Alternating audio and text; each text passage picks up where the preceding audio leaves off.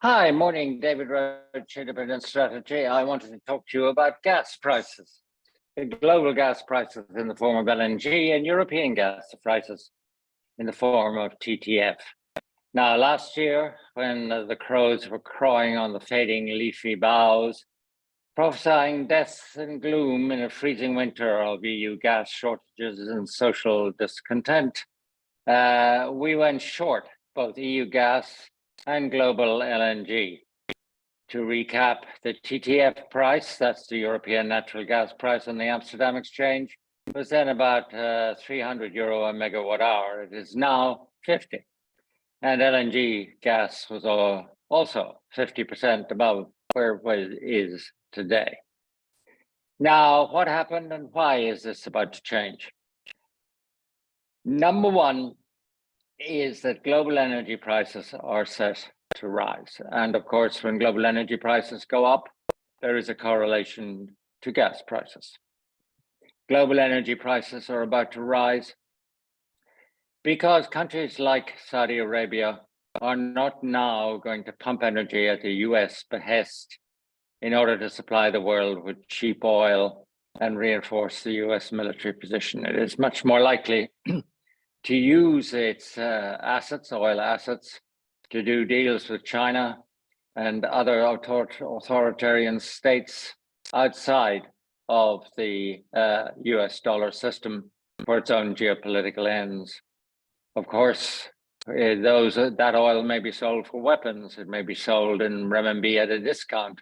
It may be sold for RMB. But the point of the matter is, the old equation whereby the Middle East was a kind of petrol station which US gas guzzler pulled into when it needed a little bit of topping up for the global economy or to satisfy one geopolitical goal or another, those days are now over. And those countries are going to be pumping oil at the highest short-term price they can get before new energy, replaceable energy comes along and knocks them out of the business altogether. The second reason all energy prices globally are about to rise and continue rising is because Vladimir Putin can't get rid of his stuff. He has got two problems. Number one, given the price caps and embargoes, he does not have a lot of clients out there apart from places like India and China, which are prepared to buy his product. And when they do, they buy it at a really steep 40% or so for euros discounts to Brent. So they're not doing him any kind of favors. But also they've been buying a lot of oil and they can't buy any more. They can buy an ongoing amount to keep their stocks where they are. But the big increase in shipments of Russian oil to places like India, plus 40% or more year on year, are well and truly behind us. And India has got other India and China, more importantly, have got other goals for oil supplies, like getting it from countries which are friendly and will protect their assets if things come to a dark pass with China, as they did with Russia. So poor old Putin is trying to load his crude onto what we call dark tankers, which are basically tubs that could sink at any moment. One of them just blew up in Thailand, which can get some sort of shady insurance cover, which is forbidden under the oil embargoes for G7, G8 based shipping, and ship it off to someplace that I don't want to spend my retirement years in. But unfortunately, the buyers are not forthcoming. Therefore, Russia has already announced a 5% reduction in production, which is a 0.5% reduction in global production of oil, and it's going to get worse. Because Putin lacks the clients, and because of the embargoes, he lacks the means of delivering the oil, and therefore Russia is going to have to cut up to 10% of its production. And the result of that is going to be that the clients who used to buy this oil will have to buy the oil and the oil products, which includes things like naphtha, kerosene, and diesel. They're going to have to buy all of these things from the existing oil market without Russia being a supplier to that market, which means demand continues as it was, but supply is reduced and prices go up. Okay, so rising oil prices are going to shift gas prices. That's the first reason I wanted to talk to you about. The second is that last year's reductions in EU demand of about 15% for gas are not going to be repeated this year. Most of that was less a gain of efficiency per unit of GDP than the weakness of GDP itself in Europe. And I don't believe that the European GDP is going to be glorious, but neither is it going to go on being as weak as it was. It has avoided the black hole. Why did it avoid the black hole?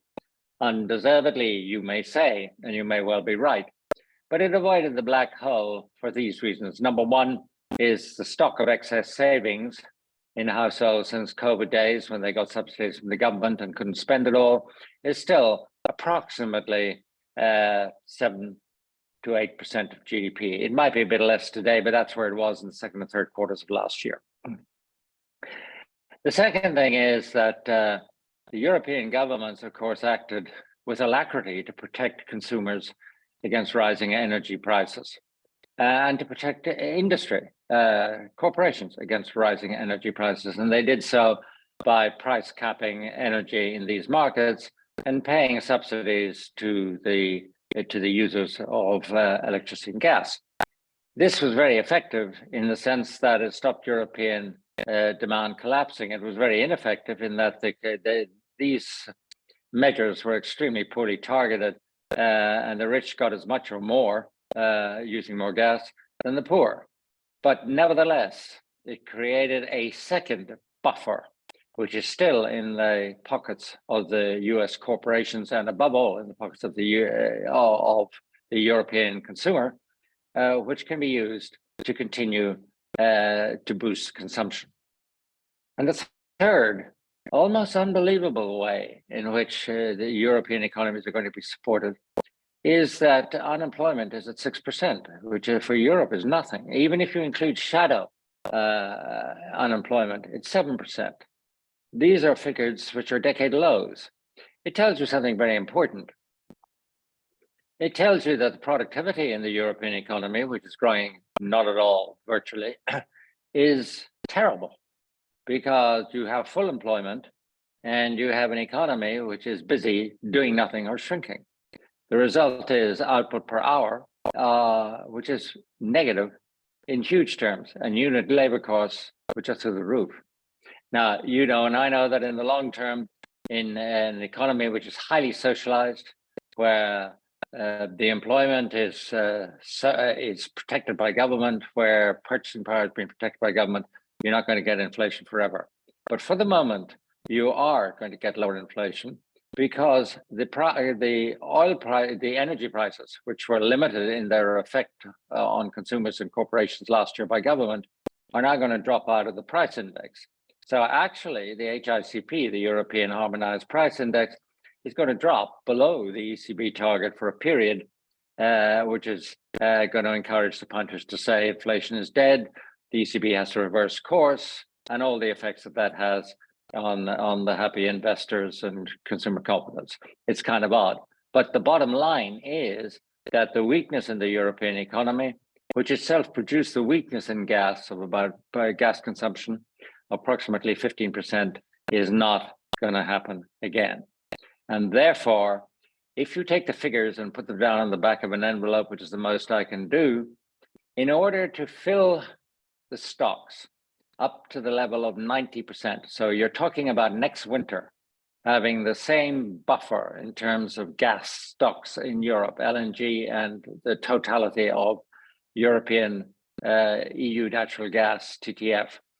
If you want to get those stocks to be at 90% at the beginning of next winter, as they were at 90% at the beginning of this winter, then you are going to have to cut demand by a further 12 to 20% in a period when GDP is going to be growing and where your year-on-year comparisons are going to be working against you in a big way. The 12 to 20% seems a wide gap, but it really is. It depends upon your assumptions about Russia. We assume zero. which puts us closer to 20% required reduction. And of course, it also requires on what you think about such arcane things as the French nuclear power stations were taken out of service for maintenance, bang in the middle of the gas crisis of last year, which of course meant that an increased proportion of electricity generation had to come from non-nuclear sources because France is the major European nuclear producer. Now, those nuclear power stations are, you will be happy to hear, coming back on stream, which means there will be less electricity having to be generated from non-nuclear sources, and that we have factored into our equation. It still means that in order to get to 90% stock levels, 90% of capacity, so a quarter of 1 year's consumption, by the beginning of next winter, you still need to reduce gas demand beyond where you are and have been over the last year by a further 12 to 20%. I simply don't see that happening. I don't think the renewable energy promises are delivering in that time frame, if at all. And I certainly don't think the efficiency gains, which were in a sense disguised by the weakness in economic activity and the closure of plants, etc., particularly in the manufacturing sector last year, are going to be repeated. And therefore, you're not going to get those savings. Okay, so that's that. That's another reason why I think gas prices are bottoming now. Okay, now, so the next reason is because if you take the reduction in European gas consumption last year and you call it 100, okay, of that 100 saved reduction in consumption, of that 100, 50% was delivered by the reduction in Chinese LNG consumption. That's a bit arcane, so let me make that a bit simple. If European gas consumption dropped by 100 last year, 50% of that 100 was due to the reduction in European demand, which we've discussed. The other 50% was due to increases in LNG.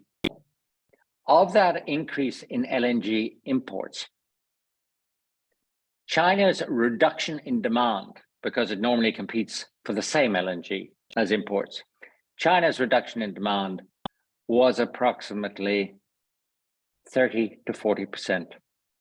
Now, the reason why China imported less LNG was because its economy was doing very badly.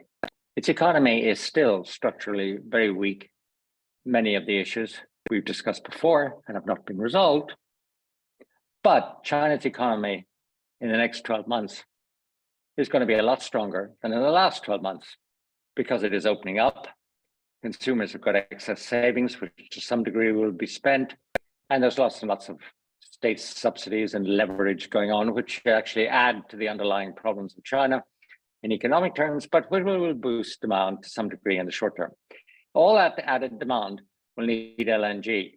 So the LNG, which was previously not needed and went to fill Europe's reservoirs, this year is going to be needed by China. So China and Europe are going to come head to head competing for LNG. And that is the third factor, which will push up European gas prices.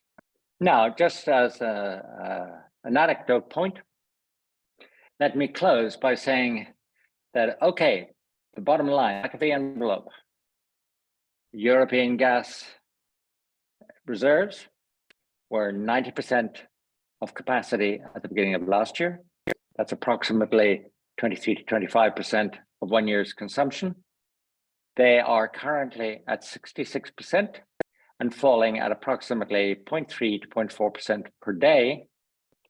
And that by, according to the extrapolation of figures which the Bruegel Institute in all its excellence have done, that coming into end of March, April, there will be 7 European states which will have gas reserves equal to 40 to 20% of their capacity. Germany will still be high in the low 60s. That is not of itself a catastrophe, but neither is it a great signal that gas prices are about to move lower, because demand is about to move higher. both driven by the European economy and driven by the fact that we cannot achieve the savings we achieved last year in the same way over the next 12 months. Plus, of course, we're looking at international competition for the same gas feed as we want ourselves, which will now be wanted in other global markets. Thank you for watching. I hope that was some news and that you will not rush out of this talk and go short European gas prices or global LNG prices, because you will probably lose your shirt. Bye-bye now.